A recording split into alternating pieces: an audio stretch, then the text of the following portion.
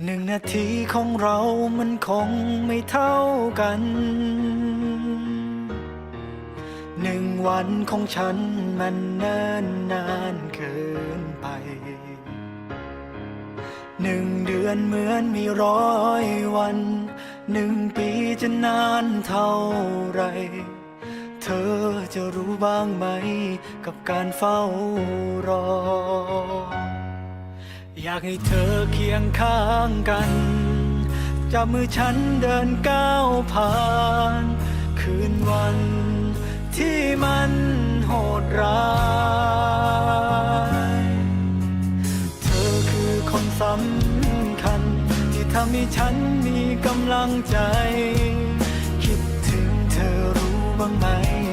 คนดีฝากความคิดถึงไปกับสายลมช่วยพัดพาช่วยบอกเธอว่าฉันเหงาแทบจะขาดใจคิดถึงเธอเหลือเกินไม่อยากเดินลำพังต่อไปอยากให้เธอเคียงข้างกาย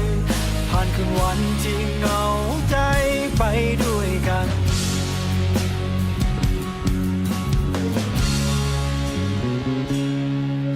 1 นาทีของฉันมันเนิ่นนานเท่าไรเธอจะรู้บ้างไหมกับการเฝ้ารอ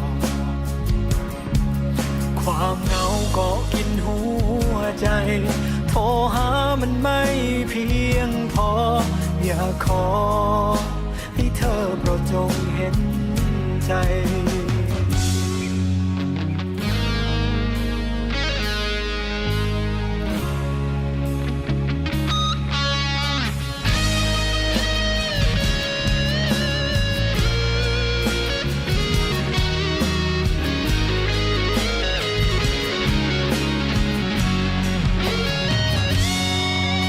ให้เธอเคียงข้างกันจับมือฉันเดินก้าวผ่านคืนวันที่มันโหดร้ายเธอคือคนสำคัญ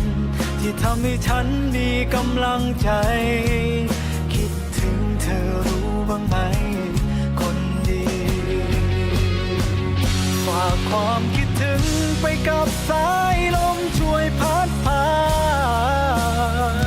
ช่วยบอกเธอว่าฉันเหงาแทบจะขาดใจคิดถึงเธอเหลือเกินไม่อยากเดินลำพังต่อไปอยากให้เธอเคียงข้างกายผ่านคืนวันที่เหงาใจไปด้วยกัน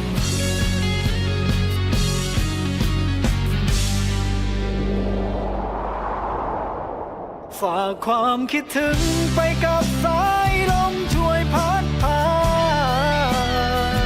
ช่วยบอกเธอว่าฉันเหงาแทบจะขาดใจคิดถึงเธอเหลือเกินไม่อยากเดินลำพังต่อไปอยากให้เธอเคียงข้างกาย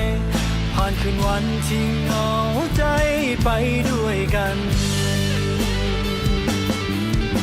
คิดถึงเธอเหลือเกินไม่อยากเดินลำพังต่อไปอยากให้เธอเคียงข้างกายผ่านคืนวันที่เหงาใจไปด้วยกันอยากให้เธอเคียงข้างกายผ่านคืนวันที่เหงาใจไปด้วยกัน